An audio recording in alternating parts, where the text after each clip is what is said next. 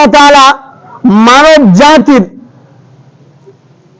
হেদায়েতের জন্য প্রত্যেক যুগে যুগে যখন মুনাসিব মনে করেছেন, আল্লাহ তাআলা উপযুক্ত মনে করেছেন যে এই জাতি, এই সম্প্রদায়, এই গ্রাম, এই দেশ, এই অঞ্চল, এই অধিবাসী একেবারে অন্ধকারে নিমজ্জিত হয়ে গিয়েছে,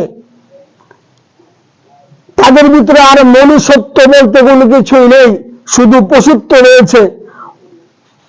তখন আল্লাহ তাআলা এই সমস্ত জাতিকে টার্গেট করে, বাছাই করে, নির্বাচন করে সেই জাতি থেকে, সেই সম্প্রদায় থেকে সবচাইতে যিনি ভালো মানুষ তাকে আল্লাহ তাআলা নবী হিসেবে নির্বাচন করেন, ইস্তেফা করেন, যাচাই বাছাই করে ওই সম্প্রদায়ের জন্য আল্লাহ তাআলা নবী হিসাবে তাকে ওই সম্প্রদায়ের কাছে পাঠান, প্রেরণ করেন। তো ঠিক তদ্রূপ ভাবে যখন হযরত লূত আলাইহিস সালামের সম্প্রদায়, আল্লাহ তাআলা লূত আলাইহিস সালামকে যে সম্প্রদায়ের কাছে পাঠিয়েছিল, যে সাধু, ওই গোত্র একেবারে গুনাহের সবচেয়ে আলা তবকা সমকামিতা, যেটা জিনার চাইতে সবচেয়ে বড় মারাত্মক একটি গভীরা গুনাহ, সেই পর্যন্ত তারা পৌঁছে গিয়েছিল। তখন আল্লাহ তাআলা হযরত লূত আলাইহিস সালামকে, সেই জাতিকে এই সকল অপকর্ম থেকে, গুনাহের কাজ থেকে, অন্ধকার থেকে উদ্ধার করে কিভাবে আলোর পথ দেখানো যায়, কিভাবে সঠিক পথে আনানো যায়, কিভাবে একত্রভাবে তাদেরকে বিশ্বাস করানো যায়, সেই চিন্তায়, সেই গবেষণায়, সেই উদ্দেশ্যে, সেই লক্ষ্যে আল্লাহ তাআলা হযরত লূত আলাইহিস সালামকে পাঠিয়েছিলেন। উদ্দেশ্য কি ছিল বলেন? হেদায়েতের জন্য। অন্ধকার থেকে বের করে কোথায় নিয়ে আসবেন? আলোর পথে। গুনাহের কাজ থেকে নিয়ে আসবে কোথায়? হেদায়েতের পথে। ঠিক কিনা?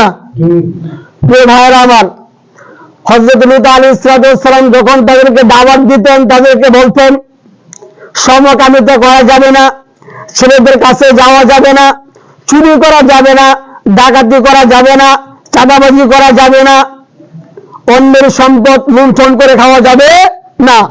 যখন তাদেরকে সমস্ত দাওয়াত দিতেন, তখন তারা হযরত লূত আলাইহিস সালামের দাওয়াতকে তারা প্রত্যাখ্যান করে দিতেন। তখন তারা নবী পয়গম্বর, যিনি আল্লাহ তাআলার পক্ষ থেকে প্রেরিত হয়েছেন, আল্লাহ তাআলা তাদের হেদায়েতের জন্য পাঠিয়েছেন, ওই সকল অঞ্চল, ওই সকল অঞ্চলের অধিবাসী নবীদের কথা প্রত্যাখ্যান করে দিয়েছেন। তারা রাসূলদের কথা, পয়গম্বরদের কথা সত্য বলে বিশ্বাস করতেন না। কাযযাবাত কওমু লূতিল মুরসালিন, লূত সম্প্রদায়, হযরত লূত আলাইহিস সালাম যিনি নবী, আল্লাহ তাআলার পক্ষ থেকে প্রেরিত হয়েছেন, এটা অস্বীকার করেছে। নবী লূতকে তারা মিথ্যা প্রতিপন্ন করেছে, মিথ্যা বলে, মিথ্যাবাদী বলে সাব্যস্ত করেছে। চিন্তা করছেন? আল্লাহ তাআলা পাঠাইছে তাদের ভালোর জন্য, তাদেরকে ভালো পথের দিকে ডাকতেছে। নবী লূতকে কি বলছে? উনি যে নবী, আল্লাহ তাআলার পক্ষ থেকে প্রেরিত নবী, এটা তারা অস্বীকার করেছে। তো এরকম ভাবে হযরত লূত আলাইহিস সালাম তার দাওয়াত পর্যায়ক্রমে দিচ্ছিলেন, দাওয়াত কখনো বন্ধ করে নাই।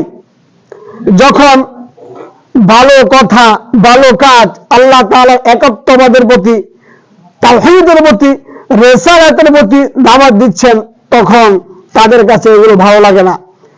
নানাভাবে যখন হযরত লূত আলাইহিস সালামকে ষড়যন্ত্র চক্রান্ত করে তারা পারল না, তখন তারা চক্রান্ত করলো এদের লূত আলাইহিস সালামকে এখন সম্প্রদায় থেকে, গ্রাম থেকে বের করে দিতে হবে। যখন দাওয়াত দিতেন, তখন তারা বলতো ফামা কানা জাওয়াবা কওমিহি ইল্লা আন ক্বালু আখরিজু আলা লূতিন মিন ক্বরয়াতিকুম। কওমে লূতের জবাব ছিল, তোমরা এই লূত আলাইহিস সালামকে, এই লূতকে তোমরা সম্প্রদায় থেকে বের করে দাও। ক্বালু, তারা বলতো আখরিজু, বের করে দাও, আলা লূত মিন ক্বরিয়াতিকুম, তোমাদের সম্প্রদায় থেকে তারা লূতকে এবং লূত আলাইহিস সালামের যারা অনুসারী এদেরকে তোমরা গ্রাম থেকে, সম্প্রদায় থেকে, ক্বরিয়া থেকে বের করে দাও। কেন? ইন্নাহুম উনাসুন ইয়াতাতাহহারুন, কারণ তারা নিজেরা পুত পবিত্র মানুষ, তারা এমন মানুষ যারা নিজেদেরকে পুত পবিত্র দাবি করে। এই পাক পবিত্র লোকদেরকে আমাদের সম্প্রদায়ে রাখবো না, এই ভালো মানুষদেরকে আমাদের সম্প্রদায়ে রাখবো না, এরা শুধু আমাদের কাজে বাধা দেয়। আমরা ছেলেদের কাছে যেতে পারি না, সমকামিতা করতে পারি না, চুরি করতে পারি না, ডাকাতি করতে পারি না, ছিনতাই করতে পারি না, যত প্রকার খারাপই আছে সব কিছু তো আছে। লূত আলাইহিস সালাম বাধা দিতেন। তখন তারা সকল সম্প্রদায়ের লোকেরা চিন্তা করলো একে কোনোভাবে পড়া যাচ্ছে না, থামানো যাচ্ছে না, এখন একে এবং এর অনুসারী যারা আছে এদেরকে তোমরা গ্রাম থেকে বের করে দাও। কথা বুঝতে পারতেছেন? এরপর যখন আবার দাওয়াত দিতে লাগলো তখন তারা বলতো ফামা কানা জাওয়াবা কওমিহি ইল্লা আন ক্বালু তিনা বিআযাবিল্লাহ ইন কুনতা মিনাস সাদিকিন। লূত আলাইহিস সালাম বলতেন, তোমরা যে সকল কাজ করতেছো আল্লাহ তাআলা তো তোমাদেরকে শাস্তি দিবেন, আল্লাহ তাআলা তোমাদের উপর আযাব দিবেন, গজব দিয়ে তোমাদেরকে জাতিকে ধ্বংস করে দিবেন। দাওয়াত দিতেন, বলতেন, বুঝাইতেন।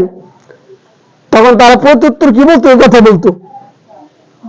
ফামা কানা জাওয়াবা কওমি, শুধুমাত্র তাদের জবাবটা ছিল ইল্লা আন ক্বালু তিনা বিআযাবিল্লাহ,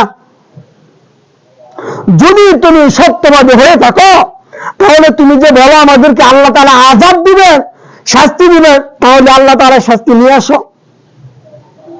বিআযাবিল্লাহ, আল্লাহ তাআলা শাস্তি নিয়ে আসো আমাদের উপর।